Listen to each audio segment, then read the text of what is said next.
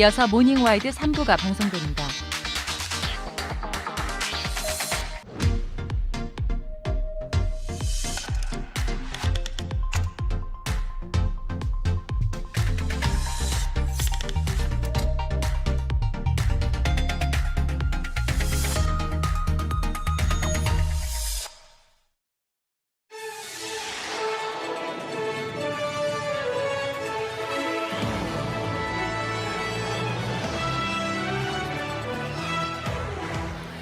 소비자들의 권익을 위한 목적으로 제정된 단말기 유통 구조 개선법.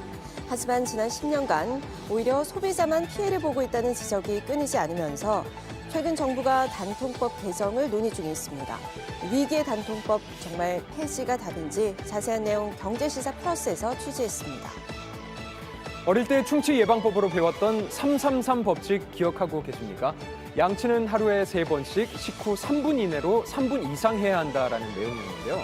소문에 따르면 실상은 그렇지 않다고 합니다. 논란이 된 양치 습관, 과연 진실은 뭔지 수상한 소문에서 파헤쳐봤습니다.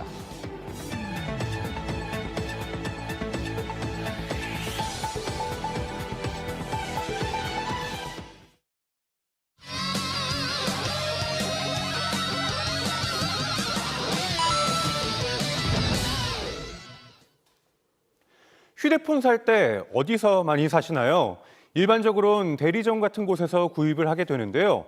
지난 2014년부터 시행된 단통법에 의하면 휴대폰 지원금을 얼마 이상 주지 못하도록 법으로 정해놨지만 오히려 제값 주고 사는 소비자들이 피해를 보고 있다고 합니다. 지난 10년간 폐지론이 끊이질 않고 있는 이 단통법, 과연 필요한 걸까요? 경제시사 플러스에서 취재해봤습니다. 생활 필수품이 된 휴대폰, 하지만 한 번 구매하려면 그 금액은 엄청납니다. 그런데 이 금액, 구매처에 따라 달라지는데요. 들고 있는 건 최근에 출시한 최신형 스마트폰인데요. 출고가는 115만 원입니다. 실제 매장에서는 얼마에 판매를 하고 있는지 직접 확인해 보도록 하겠습니다. 여러 매장을 방문해서 가격을 비교해봤습니다. 65만 원이면 65만 원이 상품하시면 50만 원 드시고 12만 원, 65만 원, 12만 원밖에 안 되는데. 17만 5천 원에 구매하신다고 보시면 돼요.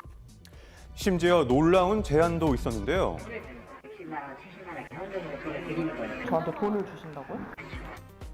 자, 같은 휴대폰도 매장마다 그 가격이 천차만별. 그 이유의 중심에는 바로 단통법이 있었습니다. 2014년에 시행된 단통법은 휴대폰을 구매할 때 매장으로부터 받을 수 있는 지원금을 최대 15%로 제한하는 법인데요. 만약 판매자가 그 이상으로 저렴하게 판매를 한다면 징역 또는 벌금에 처할 수 있습니다. 높은 할인 판매를 막는 단통법, 대체 왜 만들어진 걸까요?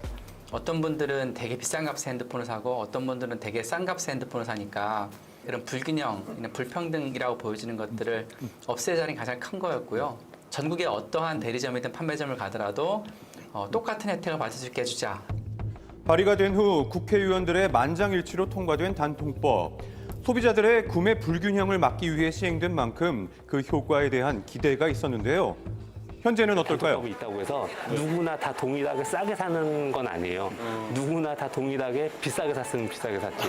이 악법 중에 악법이라고 할 수 있죠. 핑계는 소비자를 위한다고 했는데 사실 사업자를 위한 법이었다고 이해를 할 수 있습니다. 실제로 단통법이 시행된 후 1년, 이동통신 3사 모두 영업이익이 무려 182% 증가했습니다. 이때뿐만이 아닙니다. 지속적으로 통신 3사의 영업이익은 매년 증가했는데요. 작년에는 역대 최대를 기록하기도 했습니다. 자, 이런 승승장구 가능했던 이유는 뭘까요? 소비자들은 정말 호갱 같은 지금 높은 통신비나 단말기용을 부담해야 되고 이통사들은 불법 보조금 안 써도 되니까 더 이익을 많이 가져가는 구도를. 불법 보조금. 단통법으로 인해 15% 이상의 지원금을 줄 수 없게 된 휴대폰 판매자들이 임의로 지급하기 시작한 보조금을 뜻하는데요. 말 그대로 불법이겠죠. 휴대폰 구매 시 받을 수 있는 할인금인 공시지원금의 15%만이 합법적인 추가 보조금으로 인정이 됩니다. 그렇다면 이 15% 이상의 지원금, 출처가 어디인 걸까요? 이제 휴대폰을 스마트폰을 팔고 이제 가입자 유치를 하게 되면 통신사에서 일정한 이제 판매 촉진금 내지 인센티브를 주거든요. 그럼 대리점이나 판매점이 그걸 가지면 되는데 이제 그걸 갖다가 본인들이 더 많이 유치하기 위해서 인센티브를 일정 부분 떼어가지고 소비자한테 되돌려주는 거죠. 불법 보조금. 그런 거죠. 불법 보조금인 거죠. 예. 쉽게 말해서 휴대폰 제조사와 통신사에게 물건을 잘 팔아달라고 각각 매장에 주는 판매 장려금을 일부 매장에서는 보조금으로 이용을 해 15% 이상의 할인을 해주고 있다는 얘기입니다. 네. 자, 이 때문에 더 저렴한 판매점, 일명 성지까지 등장을 하는데요. 성지에서는 최신 휴대폰들을 믿을 수 없을 만큼 할인해 저렴한 가격으로 판매를 하고 있었습니다. 자, 이 성지 직접 찾아가 구매를 시도해봤습니다. 돈을 60만 원, 70만 원 이렇게 현금으로 돈을 드리는 거예요. 저한테 돈을 주신다고요? 인터넷 TV 같이 따라가는 게 좋아요. 지원금 때문에라도. KT 제휴카드를 하시면 달달이 15,000원 줄 것까지. 뭐 높은 요금제 6개월 쓰고. 부가 서비스는 3개월만 유지해주시면. 자, 이런 불법 보조금을 이용한 박리담의 판매로 이익을 올리고 있는 통신사들. 결국 소비자는 피해를 보는 구조입니다. 불법 보조금이나 공시지원금 이런 혜택을 많이 받으려면 고가요금제를 써야 되는 이런 문제가 있습니다. 이걸 위해서 내가 몇 개월을 약정을 해야 되는지, 그 다음에 부가 서비스를 몇 개를 얼마짜리를 얼마나 유지해야 되는지 이런 것들을 다 계산하다 보면 59,000원 요금제이면 나는 충분한데 어쩔 수 없이 95,000원 요금제를 써야 된다. 예를 들면 그러면 저는 사실은 불필요한 요금을 한 4만 원 가까이 넘게 쓰는 거잖아요. 그래서 1년만 되면서 벌써 48만 원이에요. 자, 본래는 소비자를 위한다는 취지로 탄생했던 단통법. 현재 좋았던 의도가 모두 퇴색된 유명무실한 법으로 평가가 되고 있는데요. 그 때문에 10년째 폐지론과 개정안이 논의가 되어 왔습니다. 단통법의 결론, 폐지만이 답인 걸까요? 단통법은 당연히 폐지되어야 하고요. 단통법만 없애면은 사업자들은 가격 인하를 분명히 더 활성화할 겁니다. 이동통신 시장 지금 보세요. 완전히 정체돼 있지 않습니까? 이건 안정화가 아니고 현재 거의 죽어있는 시장이라고 저는 봅니다. 혁신도 없고 뭐 5G를 위한 경쟁도 아무것도 없어요. 이런 시장을 만들어 놓은 게 바로 정부와 정치인입니다. 현재 국회에서 논의 중인 단통법 개정안. 바로 15%로 제한해둔 지원금을 30%로 상향하겠다는 것. 매번 거론되던 개정안인데요. 과연 실효성이 있을까요? 자꾸 퍼센티지를 조정하기보다 이렇게 좀 더 정보의 제공을 투명하게 만들어가지고 차라리 그런 판매점과 대리점이 솔직하게 이제 경쟁하는 거죠. 결국 이동통신사 간의 경쟁이 소비자에게 정당하고 또 저렴한 구매 기회를 준다는 것. 공평한 구매 기회가 중요한 이유도 있습니다. 이동통신 서비스는 국민 전체의 공공자산인 주파수를 기반으로 제공되는 서비스고요. 그래서 공공서비스의 성격이 상당히 강합니다. 그래서 가스나 전기와 같은 이런 공공서비스와 궤를 같이 한다고 보고요. 저 서비스를 어떤 분에게는 뭐 많이 주고 어떤 분에게는 싸게 주고 어떤 분에게는 비싸게 받고 이렇게 할 수 없잖아요. 이동통신 서비스도 결국에는 어떤 국민이든지 공평하고 저렴하게 이용할 수 있도록 제공되는 게 맞다 이렇게 봅니다. 여전히 존폐 위기에 놓여 있는 단통법. 국민의 삶과 뗄 수 없는 만큼 소비자를 위한 현명한 판단이 필요해 보입니다.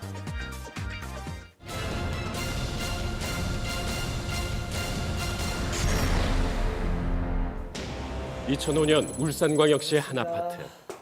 퇴근 후 집에 돌아온 남편은 충격적인 광경을 목격했습니다. 자기야, 눈 좀 떠봐. 자기야! 장인어른, 이게 대체 무슨 짓이에요? 혈흔이 묻은 옷을 입은 채 난동을 피우고 있는 장인을 간신히 붙잡은 채 제압하고 있는 사위의 모습. 그야말로 아비규환이었습니다. 가위를 든 채 난동을 부리는 장인. 도대체 무슨 일이 벌어진 걸까? 목 부위를 3차례 찔린 피해자. 경동맥 절단에 의한 과다출혈로 사망했다는 사실이 확인됐습니다. 아빠 왜 그래? 아빠 무서워! 아버지가 자신의 딸을 살해한 걸까? 제 아내랑 장인어른을 둘만 두는 게 아니었는데. 그게 무슨 말씀이세요? 장인어른은 중증 치매 환자입니다. 사건 발생 2년 전. 아버님 성함은 어떻게 되세요? 기억이 안 납니다. 치매 진단을 받게 된 피해자의 아버지. 증상은 날이 갈수록 나빠져 갔는데요. 비극의 전조인 줄 누구도 몰랐습니다. 아버님, 저희 여기서 잠깐 쉬었다 갈까요? 누구세요? 아빠, 사위를 몰라보면 어떡해? 네가 여기 어떻게? 왜 이래? 수십 년 전 아내가 외도를 저질러 이혼한 장인이 치매 진단 이후 전처와 몹시나 닮았던 딸을 볼 때마다 극도로 폭력적인 모습을 드러내기 시작했던 거죠. 피해자의 아버지는 인지 능력이 떨어져 정상적인 진술이 불가능했던 상황. 그때 충격적인 사실이 밝혀졌습니다. 피해자의 손톱 밑에서 아세톤 성분이 검출되며 수사의 방향이 바뀐 겁니다. 범인과 피해자 사이에 격한 몸싸움이 벌어졌고 증거인멸을 위해서 이 손톱을 닦은 걸로 보였는데요. 문제는 중증 치매를 앓고 있었던 장인이 이렇듯 치밀한 증거인멸을 시도했을 리가 없다는 점이었죠. 누군가 피해자를 잔혹하게 살해하고 중증 치매를 앓고 있는 아버지에게 살인 누명을 씌우려고 했던 겁니다. 사건 현장을 샅샅이 수색했음에도 범인에 대한 단서는 없었던 상황. 그때 집안을 수색한 경찰의 눈에 수상한 단서가 하나 포착됐습니다. 바로 피해자의 서명만 씌어있는 합의 이혼 요구서였습니다. 남편에게 이혼을 요구했던 피해자, 부부간 무슨 불화가 있던 걸까? 아내분 서명만 된 이혼 서류를 발견했는데 이건 어떻게 된 겁니까? 제 아내는 바보 같을 정도로 정말 착한 사람이었어요. 사건 발생 수개월 전 사인해줘. 당신 진심이야? 아버지 돌보느라 당신한테 소홀해진 것 같아. 더는 미안해서 못 붙잡고 있겠어. 왜 그런 바보 같은 소리를 해? 힘든 일일수록 같이 이겨내야지. 우리 부부 아니야? 나 당신 절대 혼자 안 내버려둬. 저한테 미안해서 이혼하자고 했었던 거예요. 실제로 아내의 회사 동료들을 탐문해본 결과 남편이 퇴근 시간이면 하루도 빠짐없이 아내를 데리러 왔고 그때마다 아내가 무척이나 기뻐했던 걸로 기억하고 있다며 이 부부 사이에 문제가 생겼다는 느낌은 전혀 받지 못했다고 증언했습니다. 혹시 의심 가는 사람 있나요? 마음에 걸리는 사람이 한 명 있어요. 그게 누굽니까? 장인어른을 돌봐주던 요양보호사예요. 중국 동포였던 요양보호사를 사건의 범인으로 지목한 남편. 나 밥 줘. 배고파. 알겠어. 아빠, 이거 뭐야? 이건 또 뭐야? 피해자와 요양보호사 간의 갈등, 아버지 몸의 멍자국 때문이었습니다. 안녕하세요. 저기요, 저한테 하실 말씀 없으세요? 무슨 일 때문에 그러세요? 아빠 몸에 멍이 시퍼렇게 들었는데 지금 모르는 척 하시는 거예요? 뭐라고요? 잠깐. 보호사님, 오늘은 그만 가보셔도 될 것 같아요. 나날이 서로에게 날카로워진 두 사람, 감정의 골은 점점 더 깊어져 갔는데요. 결국 돌이킬 수 없는 일이 벌어지고 말았습니다. 아내의 폐물이 온데간데 없이 사라지는 일이 생긴 건데요. 저기요, 제 서랍에 손대셨어요? 제 팔찌랑 반지가 사라졌다고요. 지금 저 도둑 취급하시는 거예요? 가방 좀 봐요. 이게 진짜? 그동안 참아줬더니 내가 웃었니? 당신, 내가 폭행이랑 절도로 고소할 거야. 내가 경고 하나 할까? 너 언젠가 큰 코 다칠 줄 알아. 알았어? 그렇게 집을 박차고 나간 요양보호사. 그날 이후 출근하지 않고 있었습니다. 피해자와 갈등을 빚고 있던 그녀가 혹시 사건과 연관이 있는 건 아닐까? 껄끄러운 사유였다는 거 인정하겠는데 아니 말다툼했다고 사람을 죽이겠어요? 억울하다며 언성을 높이는 요양보호사. 진술의 사실 여부가 의심되는 상황. 그런데 수상한 단서가 포착됐습니다. 요양보호사의 집을 압수수색하자 감춰져 있던 귀금속이 발견된 건데요. 바로 사라진 피해자의 폐물이었습니다. 당신 집에서 피해자가 도난당한 금품이 나왔습니다. 이거 어떻게 설명하실 거예요? 예? 아 맞아요. 제가 그랬어요. 아 근데 그 여자 죽은 거랑은 아무 관계가 없어요. 거짓 진술을 늘어놨던 요양보호사. 사건 당일 알리바이 역시 없었습니다. 살해 이은 누명까지 치밀한 범행을 저지르고 사라진 범인은 누구인 걸까? 피해자의 휴대전화를 감식한 경찰은 사망 직전 피해자와 마지막으로 통화한 의문의 여성을 발견합니다. 경찰은 문제의 여성이 누군지 피해자의 남편에게 물었습니다. 아내분과 마지막으로 통화한 사람인데 이 사람 누군지 아세요? 아내 대학교 선배예요. 저랑 아내가 바쁠 때마다 이분이 종종 저희 집에 와가지고 장인어른을 돌봐주시곤 했었어요. 대학 선배와 아내는 마치 자매처럼 가까운 사이였다는 남편의 진술까지 확보됐지만 이 선배를 마주한 수사관은 어쩌면 범인일 수도 있겠다는 생각을 하게 됩니다. 선배의 손에 남은 선명한 긁힌 상처. 범인이란 심증이 짙어져 갔는데요. 손톱 밑이 아세톤으로 세척돼 있던 피해자. 다시 말해 저항하는 과정에서 범인을 핥힌 걸로 보였는데요. 문제의 대학 선배의 손에 선명한 긁힌 상처가 남아있던 겁니다. 수상한 점은 그뿐만이 아니었습니다. 선배 휴대전화를 감식한 결과 피해자의 남편과 주고받았던 의미심장한 내용의 문자 메시지. 선배가 남편의 내연녀였던 걸까? 피해자 남편과 나눈 문자 내용 확인했습니다. 대체 두 사람 무슨 관계입니까? 제가 잠깐 미쳤었나 봐요. 후배 남편이랑 술자리를 가졌어요. 평소에는 다정하고 싹싹한 편이라 마음이 갔었고요. 술에 취해서 벌어진 실수였을 뿐 두 번 다시 만난 적 없다는 주장. 피해자가 사망하기 전에 마지막으로 통화하셨던데 그때 무슨 얘기했습니까? 형사님, 지금 사람 잘못 짚으신 거예요. 요양보호사가 갑자기 일을 그만둬서 아버지를 돌봐줄 사람이 없다는 피해자의 부탁을 받은 선배는 흔쾌히 부부의 집으로 향했다고 합니다. 아버님, 저 왔어요. 야! 네가 내 돈 가져갔지? 아버님, 왜 또 이러세요? 내 돈 내놔! 아프잖아요. 내 돈을 하란 말이야! 여보세요? 나 두 번 다시 못하겠으니까 앞으로 나도 부탁하지 마. 알았어? 선배, 아직 안 갔어요? 나 사실 네 남편이랑 뭐라고요? 미안해. 진짜 미안해. 허겁지겁 집으로 돌아온 피해자와 언쟁을 벌이던 중 홧김에 남편과 있던 일을 입 밖에 꺼내고 말았다는 선배. 남편의 외도 사실을 알게 된 피해자. 부부간 갈등이 범죄의 발단인 걸까? 형사님. 예. 남편의 진술과 남편의 옷에 묻은 혈흔의 형태가 모순점이 있습니다. 집에 돌아왔을 때 아내는 이미 사망한 뒤였다고 진술했던 남편.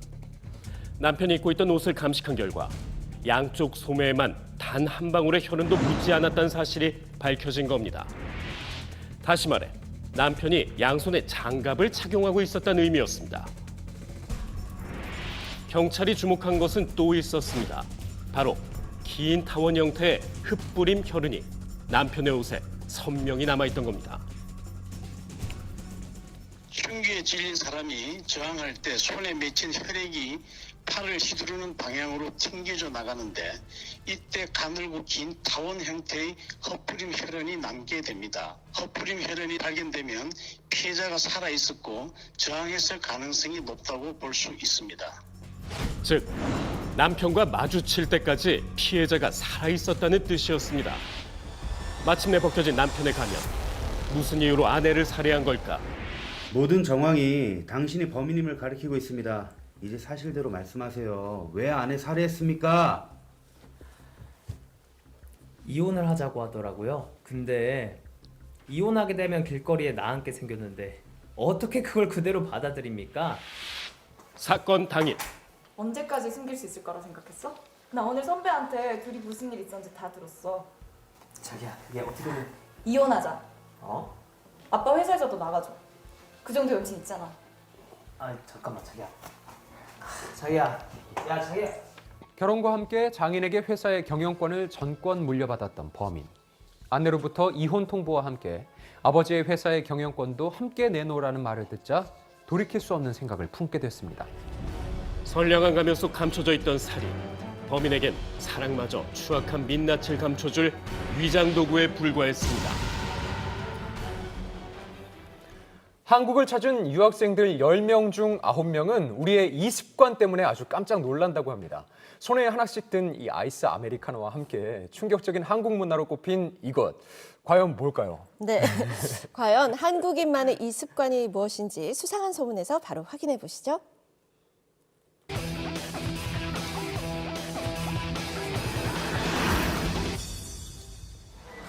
외국인들이 한국에서 흔히 경험한다는 문화 충격. Every time after eating, teeth brushing.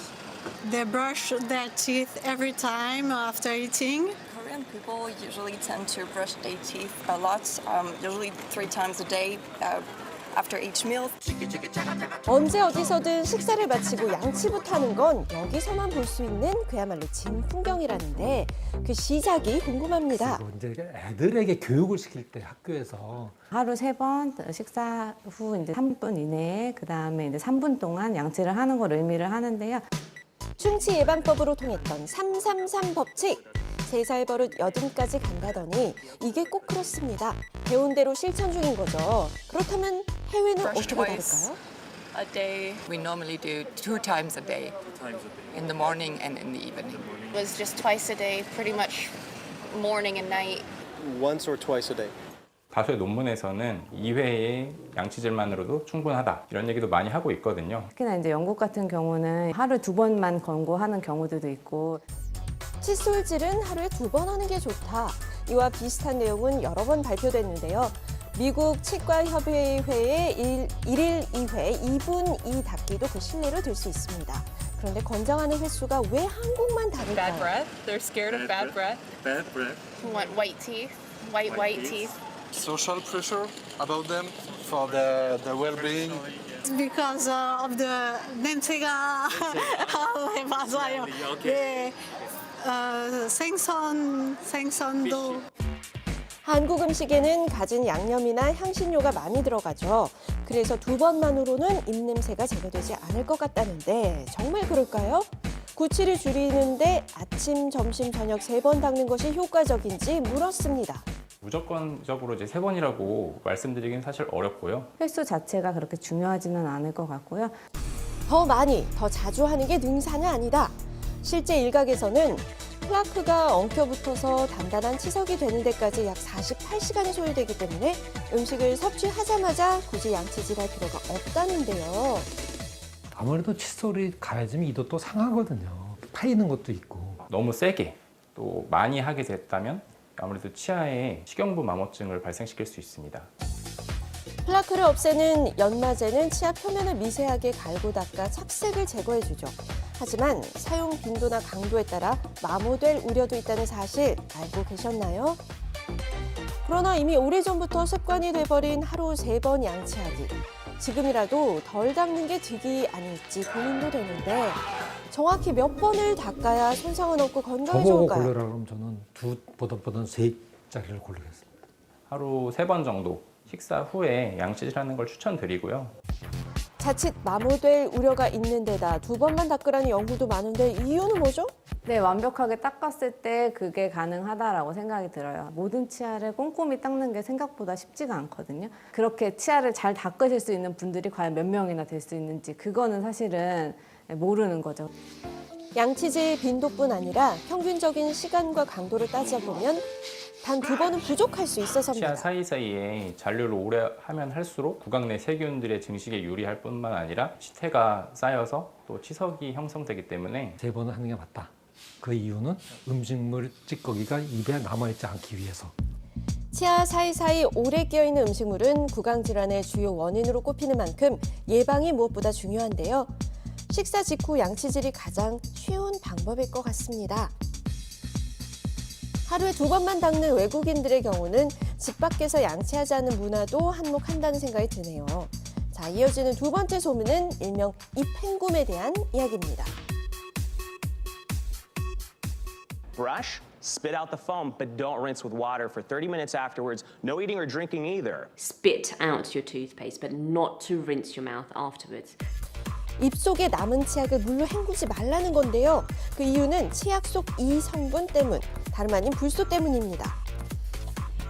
불소는 입을 헹구면 사실은 치아의 충치 예방하는 효과 자체는 좀 떨어지거든요. 근데 헹구지 말고 그냥 써라라고 얘기를 하는데 그렇다고 입속에 남은 치약을 무조건 헹구지 말라는 건 아니라는데요.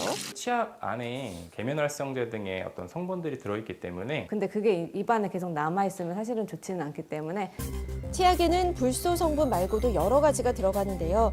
계면활성제가 들어가면 더 충분히 헹궈줘야 하는 이유. 바로 입속을 건조하게 만들어 없던 입냄새도 유발하기 때문입니다. 혹 거품이 난다면 대개 계면활성제가 포함됐다는 건데요. 정확히 성분을 확인하시는 게 좋겠죠. 불소 있는 치약을 써야 되는데 대부분 칫솔이 애기들도 요만하더라도 이걸 다 여기다 꽈득 채워서 닦아주잖아요. 그러면은 불소 함량이 그만큼 다 들어가는 거기 때문에 위험할 수 있어요. 진짜 뱉지 못하면. 근데 평소 한 회당 사용하는 치약의 양도 주목할 필요가 있다고요. 이제 6세 미만은 권고사항 이제 쌀알 정도. 그러니까 이만 딱 닦일 수 있을 정도. 그리고 이제 어른들 같은 경우는 콩알 정도. 이제 손톱 한마디 요 정도만 치약을 짜서 이를 닦으시는 거예요. 이 정도만 짜서 사용했던 분들 많지 않을 텐데요. 성인 기준 콩알만큼이면 충분한 양이라고 합니다. 그리고 또 하나, 열심히 이를 닦고도 구취가 그대로라면 이게 원인일 수 있다고요. 구강내에서 나는 냄새는 치아보다는 혀니까. 혀를 닦아주시는 게 사실은 구취나 이런 거를 예방하는 데는 사실 제일 좋기는 해요. 혀 안쪽까지 깨끗이 닦아줘야겠죠? 치석, 치주질환, 충치 이 세 개를 막기 위해서는 양치질이 최고다. 양치질을 하다 보면 나중에 하게 되는 부위는 놓치실 수가 있잖아요. 그러다 보니까 아무래도 추천드리는 것은 그 음식물 잔류가 더 빈번히 발생하는 어금니 쪽을 먼저 시작하는 것을 추천할 수 있습니다. 사실 양치질의 관건은 한 번을 닦아도 꼼꼼한 칫솔질이죠. 칫솔을 45도 각도로 세우고 어금니 뒤쪽부터 짧게 앞뒤로 움직이고 회전해서 한 개씩 닦아주는 것. 시간이 좀 걸리고 귀찮더라도 깔끔하게 마무리해보세요.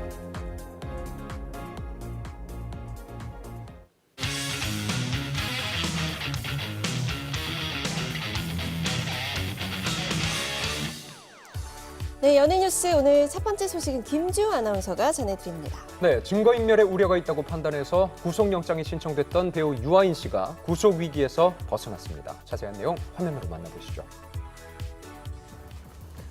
마약을 상습적으로 투약한 혐의를 받고 있는 배우 유아인 씨에 대한 구속영장이 결국 기각됐습니다. 구속영장 기각이 결정된 후 밤 11시 40분쯤 대기 중이었던 경찰서를 나오는 모습인데요. 법원에서 내려주신 판단에 대해 존중하고 감사한 마음입니다. 증거를 인멸했다는 죄송합니다. 혐의도 받고 계신데 여기에 대해서는 어떻게 생각하십니까? 그런 사실은 전혀 없습니다. 죄송합니다. 앞으로 수사 어떻게 받으실 건지. 어제 오전 유아인 씨는 구속 여부를 가리는 영장 실질 심사를 위해 법원에 출석했죠. 혐의에 대한 상당 부분 인정하고 있고요. 공범을 도피시키는 그런 일은 전혀 시도하지도 않았습니다. 앞서 두 차례의 소환 조사에서 그는 마약 혐의에 대해 대부분 부인한 걸로 알려졌습니다. 하지만 돌연 혐의를 상당 부분 인정한다고 말한 건데요. 유아인 씨는 약 1시간 30분간 열린 영장 실질 심사를 마친 후 포승줄에 묶인 채로 밖으로 나왔습니다. 후회 없으십니까? 후회하고 있습니다. 마약 투약을 후회하고 있다고 말한 그는 곧 포송 차량에 탑승해서 유치장으로 향했는데요. 결국 구속영장이 기각된 유아인 씨. 법원은 관련 증거가 상당수 확보됐고 피의자 역시 기본적인 사실관계를 상당 부분 인정하고 있다고 기각 사유를 밝혔습니다. 이번 영장 실질 심사 과정에서 구속 여부를 고려해서 그냥 혐의를 인정하고 증거 인멸의 우려가 본인한테는 없었고 앞으로도 하지 않을 것이다라는 그런 인상을 법원 앞에 심어주기 위한 어떤 선택이었다고 사실 볼 수 있고 기각이 된 거는 법원도 이를 인정한 게 아닌가. 구속영장은 기각됐지만 앞으로의 처벌 수위에도 관심이 쏠리고 있는데요. 앞서 하정우 씨는 프로포폴로 벌금 3천만 원을, 돈 스파이크는 필로폰 혐의로 징역 3년에 집행유예 5년을 선고받은 바 있죠. 사회적으로 지금 마약 이슈가 좀 크지만 마약과 관련해서 예를 들어 초범이고 자기 잘못을 인정하고 반성하는 취지라면 나중에 재판 결과 집행유예라든지 이런 것들이 선고가 될 수 있고 하기 때문에 처벌 수위가 높은 코카인 투약 여부와 마약 투약 기간 등이 양형에 큰 영향을 끼칠 걸로 보입니다. 경찰은 기각 사유를 검토한 뒤 구속영장 재신청 여부를 결정하겠다는 입장을 보이고 있습니다. Rob was able to put together a beautiful cast because of that vision that he's had for so long. So. 흑인 배우 겸 가수 할리 베일리가 캐스팅돼 개봉 전부터 논란이 끊이지 않았던 디즈니의 인어공주 첫 실사 영화가 공개됐습니다. 애니메이션으로 1989년 대중들에게 첫 선을 보인 인어공주. 대중들에게 지금 보고 있는 이 모습으로 각인돼 있는데요. 2023년에는 원작과는 다른 모습의 새로운 인어공주가 관객들을 만났습니다. There's no way. This is not what a mermaid looks like. A mermaid is 그동안 온라인에서는 어릴 적 나의 추억을 깨버렸다는 등 원작을 파괴한 캐스팅을 비난하는 Not My Ariel과 Guys, it's under the sea. There's a crab. There's a crab that is going to talk, and you worried about this element? 반대로 다양성을 존중하는 변화의 움직임을 찬성하는 의견이 엇갈려왔죠. 최근 할리우드에선 인어공주뿐만 아니라 영화 피터팬과 웬디에선 팅커벨 역의 흑인 배우가 출연했고 내년 개봉 예정인 백설공주 실사 영화에는 라틴계 배우가 캐스팅됐습니다.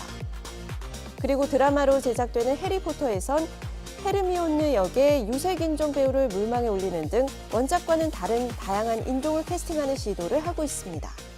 기존의 관념을 깨고 유색인종을 캐스팅하는 것은 디즈니의 유색인종 팬덤을 만들기 위한 어떤 행보라고 볼 수가 있고요. 백인뿐만이 아니라 모든 많은 관객들을 타깃으로 하는 작품으로 어필하고 또한 그 관객층과 팬층을 넓히겠다는 그러한 전략이 들어있다고 할 수가 있겠습니다. 미국 현지에서 시사회 후 인어공주에 대한 반응은 우려와 달리 일단은 호의적인 반응이 우세한 상황인데요. 다수의 미국 평론가들은 현재까지 나온 디즈니 최고의 실사 영화라는 평을 했으며 할리 베일리의 노래 실력이 논란을 잠재웠다고 평가했습니다. 한국에서 개봉한 더빙 버전에서는 뉴진스의 멤버 다니엘이 인어공주 목소리를 연기해 뮤직비디오는 할리 베일리보다 높은 조회수를 기록하며 화제를 몰고 있습니다. 과연 국내 관객들에겐 어떤 평가를 받게 될지 비추가 주목되고 있습니다. 지난 토요일 이천시의 이른 아침. 장작을 패고 속까지 씻으면서 밥을 준비하고 있는데요. 오늘 무슨 잔칫날인가요? 솥이 지금 하나가 아니라 여기 다 지금 밥을 하고 계시는 거예요? 네. 오늘 우리 이천 쌀밥 대회 했는데 맛있게 드시라고 이렇게 하고 있어요. 정성을 들여서. 오늘 공짜예요. 오늘 준비한 밥량은 무려 500인분. 쌀밥데이의 특별한 행사인 밥 잘 먹는 어린이 선발대회를 위해서 준비한 밥이라고요. 밥을 잘 먹는 모습을 SNS에 게시하면 심사를 통해 상품으로 한우와 홍보대사 자격을 제공한다고요. 어린이에게 제공할 맛있는 가마솥밥이 완성됐습니다. 명인의 가마솥밥 궁금한데요. 보기만 해도 맛있을 것 같으죠? 이렇게 살아있어요, 쌀이. 이천 쌀로 지은 가마솥밥. 밥의 윤기가 벌써 보이네요. 네, 자르르 흐르죠? 이야. 우리의 주식인 쌀, 과연 어떤 성분과 효능이 있는 걸까요? 쌀은 우리가 생각하는 것보다 여러 가지 영양소가 골고루 들어 있습니다. 탄수화물과 단백질, 섬유질 등 우리 몸에 좋은 영양소들이 포함되어 있는데요. 이뿐만 아니라 쌀은 비만을 예방하고 뇌 기능을 활성화시키며 노화를 방지하는 데 효과적이죠. 도시락으로 제공할 뜨끈한 밥을 덜어낸 뒤 보이는 이건요? 오, 누룽지 엄청 잘 눌었어. 냄새부터 맛있어요. 가마솥으로 만든 누룽지라서 그런지 크기가 상당하죠. 소리 ASMR. 누룽지 맛있는 거 말해 먹어요. 고소해. 드디어 시작된 밥 잘 먹는 어린이 선발대회. 전국에서 밥 잘 먹는 아이들이 모두 모인 것 같죠. 쌀밥 명인이 갓 지은 밥이라 그런지 아이들도 참 맛있게 잘 먹네요. 밥을 잘 먹는 비결이 뭐예요? 어떻게 키우셨지? 엄마가 잘 먹어서? 엄마가 잘 먹어서? 아무래도 잡곡류도 물론 몸에 좋겠지만 아이들이 편하게 먹기에는 쌀밥이 제일 좋기 때문에 많이 먹이는 편이에요. 가마솥 밥맛 어때요? 참가한 어린이들 가마솥밥의 매력에 푹 빠졌습니다. 맛있어요. 100점 만점에 몇 점? 190점. 밥이 좋아요? 과자가 좋아요? 밥이요. 이유식을 갓된 아기 입맛에도 참 잘 맞아 보이네요.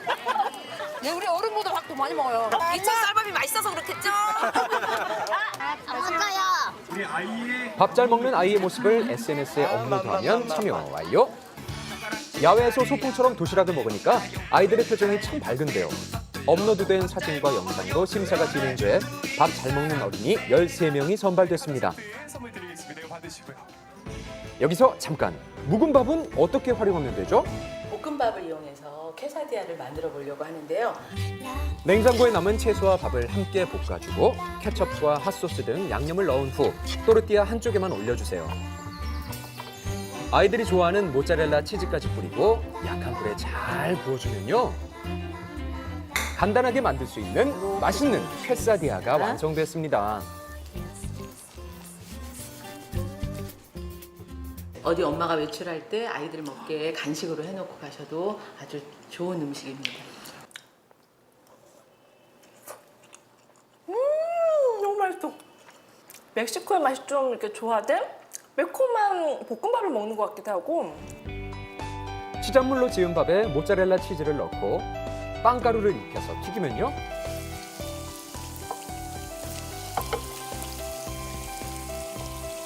이렇게 겉은 바삭하고 속은 촉촉한 쌀밥 아란치니를 맛볼 수 있죠. 특히 제1회 쌀밥데이는 쌀밥데이 선포가 이루어졌습니다. 계속 감소하는 1인당 쌀 소비량을 촉진시키기 위해 마련됐다고요? 쌀을 활용한 다양한 제품들도 시식할 수 있도록 선보였습니다. 그중 하나인 육포 솥밥. 비주얼이 밥 위에 잘게 찢은 풀을 육포를 얹어서 물에 뿌린대. 불려서 사골 육수로 밥을 짓고요. 통 들깨와 파를 고명으로 올려서 쉽게 만들어 볼 수 있다고요. 고소하고 또 육질의 그 맛도 나고 특히 이 들깨가 특이하네요. 이제 쌀 소비 촉진도 하고 쌀의 의미도 되새기고 전 국민한테 공감대를 확산을 해서 앞으로 좀 쌀을 좀 많이 이용해 주십사 하고. 가족들과 좋은 추억을 보낼 수 있는 하루였습니다.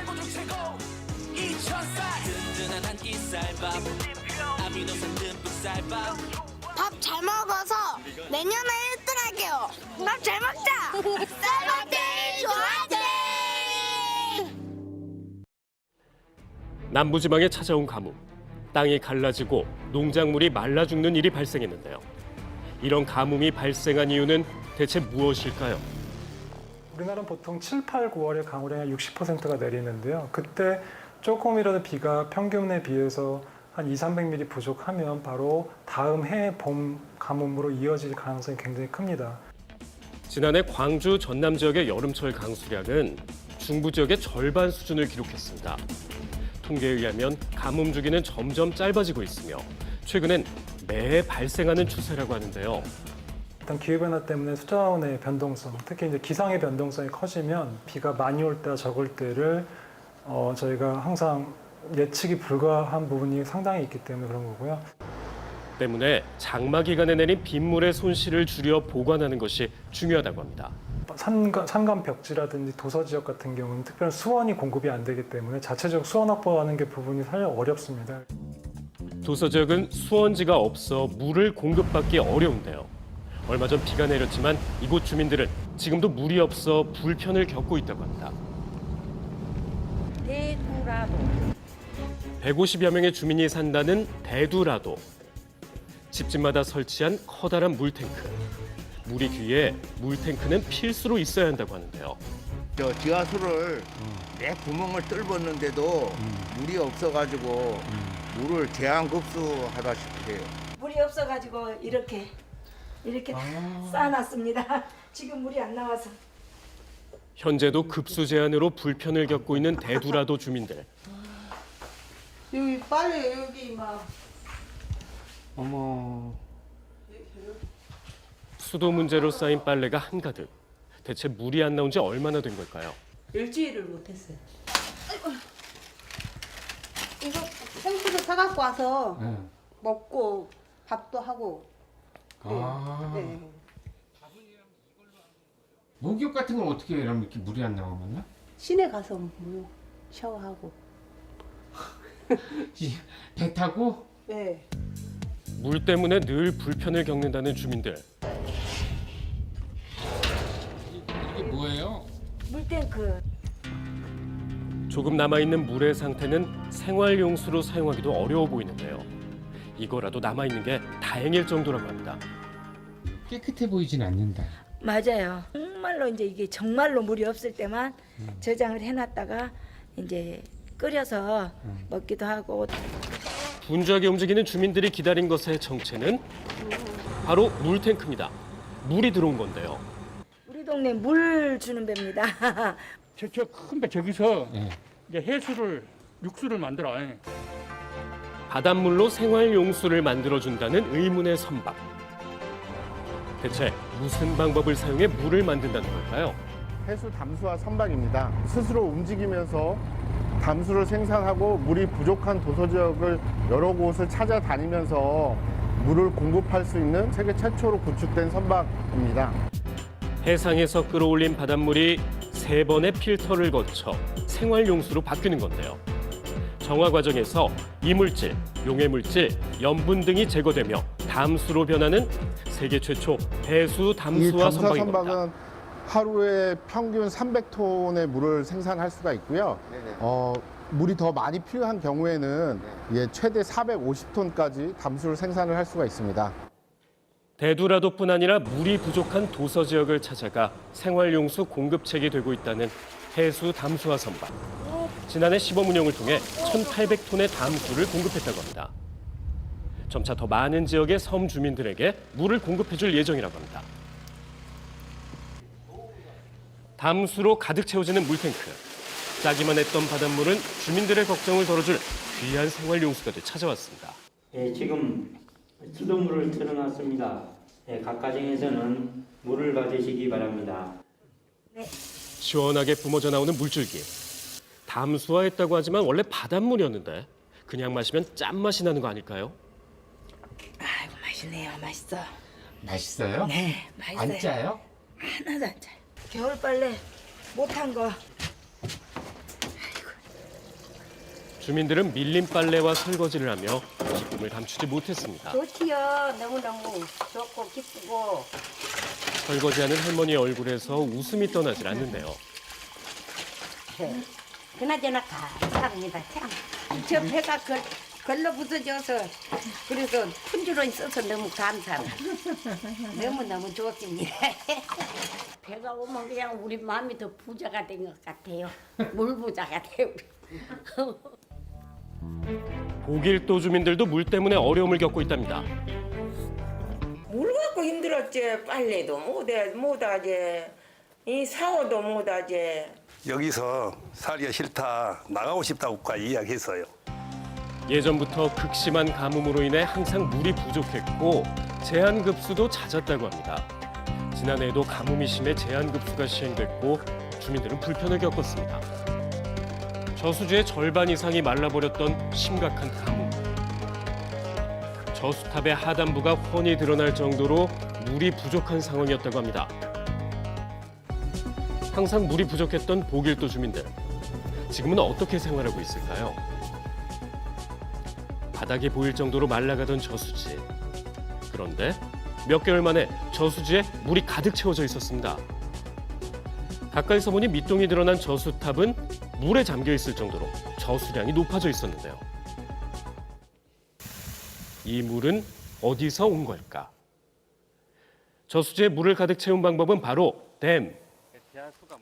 댐이 있다는 곳을 가봐도 댐은 보이지 않는데요. 현재 저희가 보이시는 곳이 지금 여기에 바로 지하에 차수벽이 설치되어 있고 그리고 거기에 이제 물을 모아지는 집수 매거라든지 저루조가 설치되어 있습니다. 섬에서 바다를 향해 흘러가는 지하수. 차단벽을 세워 지하수가 고이도록 만든 건데요. 수도관과 펌프를 설치해 막아둔 지하수를 끌어올리는 지하수 저류댐인 겁니다. 마을 양쪽으로 있는 산 주변에 벽을 세워 물을 모은 뒤 저수지로 보내고 정수시설을 거쳐 주민들에게 보내진다는데요. 21일 기준으로 12만 3,900톤의 지하수를 공급했다고 합니다. 비용 대비 생활용수 확보 효과가 크다고 하네요. 물이 진짜 잘 나오네요. 시원하게 나오는 물줄기에 주민들 걱정은 사라졌다고요. 지금은 잘 나와요. 가물 때는 나무도 이파리도 시들시들해가지고 누구 말처럼 하는 만큼 땅만큼 좋다고 봐야죠. 도서 지역만큼 수원 확보가 어려운 고지대 산간 지역의 급수 상황은 어떨까요? 생활용수가 부족해 보이진 않는데요. 농사에 쓰는 물은 요 계곡물입니다. 계곡물. 마을에 흐르는 계곡물 덕분에 생활용수가 공급돼 큰 어려움이 있진 않았다고요. 우리도 뭐 하러 가면 물 이렇게 먹고 막 그랬죠. 지금도 계곡물 드시는 분이 있어요. 그런데 계곡물이 안전하지 않다고 합니다. 계곡수나 지하수가 보기에는 맑아 보이지만 실질적으로 수질 검사를 해보니 방사성 물질 같은 라돈이나 우라늄 물질들이 검출이 됐습니다. 이것들은 주민들의 건강이 상당히 해칠 수 있는 우려되는 물질이거든요. 보기와는 다르게 위험 물질이 섞여 있다는 계곡물. 주민들은 식수로 사용하고 있는데요. 어떻게 된 걸까요? 물맛 어때요? 물맛은 좋죠. 한 2km 정도 올라가면은 큰 대형 정수기가 설치돼 있어요. 산 중턱에 대형 정수기가 있다? 어떻게 된 일인지 길을 따라 올라가 보니 뭔가 설치돼 있습니다. 정체가 뭘까요? 이동형 분사정 용수 공급 시스템입니다. 장치 안에서 모습을 드러낸 원통의 정체는 역삼투막 공정 시설입니다. 방사성 물질인 라돈이나 우라늄 같은 물질을 제거할 수 있는, 어떻게 보면 수질 기준보다도 더 깨끗한 물을, 고순도의 물을 생산한다고 보시면 되십니다. 위험 물질을 걸러주는 필터로 안전을 확보. 덕분에 주민들은 걱정 없이 물을 마시고 쓸 수 있다고 합니다. 물만 너무 좋아요. 나도 이거 설치하기 전만 해도 샀어요. 그 물이 나오고 나서 물이 참 깨끗해.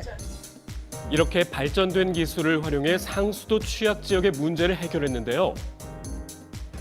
단기 대책뿐 아니라 중장기적 대책도 마련됐습니다. 그중 하나로 댐 간의 연계 방안을 마련해 발전용수를 수원지로 보내 생활용수 공급이 가능해졌습니다. 비상시엔 이곳의 물을 생활용수로 공급한다는 건데요. 이제 발전을 중지하고 이제 본류 쪽 주암댐 쪽으로 흘려보내서 이제 가뭄 상황에 좀 도움이 될 수 있도록 조치를 취했습니다. 평소엔 방류되지 않고 발전소 쪽으로 흘러 수력 발전에 사용되는 물을 수원지인 주암댐 방향으로 방류한다는 겁니다. 2020년 7월부터 2023년 5월까지 약 3,200만 톤의 물이 공급됐다네요. 가뭄 심각 수준의 저수량이던 주암댐은 현재 정상 수준으로 회복됐다고 합니다. 산업계 또한 공업용수 확보를 위해 동참했다고 하는데요. 해수 담수화 기술로 공업용수를 확보한다는 겁니다. 과양제철소는 한 하절기에 한 26만 톤 정도 사용을 한다 그래요. 저희들이 이제 과양제철소에 사용하는 담수를 많이 사용하는데 저희들이 생산할수록 그 담수 사용량이 줄어들기 때문에 그만큼 주민한테 혜택이 가는 거죠.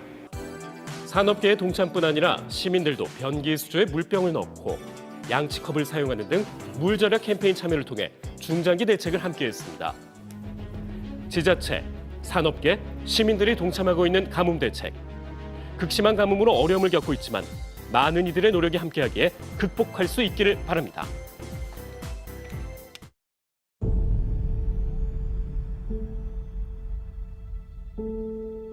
당신이 꿈꿔왔던 SUV EV의 시작. 더 기아 EV9. Kia, movement that inspires. 어제도 초여름 날씨였는데 오늘은 어제보다도 더 기온이 오르겠습니다. 서울의 낮 기온이 27도, 전주 28도로 대부분 지역이 25도를 웃돌 것으로 예상되는데요. 더울 뿐만 아니라 자외선 지수도 매우 높다고 합니다. 그래서 오늘 외출하실 때는 자외선 차단 특히 신경 쓰셔야겠습니다. 또 수도권과 남부지방 같은 경우에는 오존의 농도도 높으니까요. 오후에 되도록 장시간 외출은 자제하시는 게 좋겠습니다. 오늘 즐거운 하루 보내시고요. 저희는 내일 아침에 다시 인사드릴게요. 고맙습니다.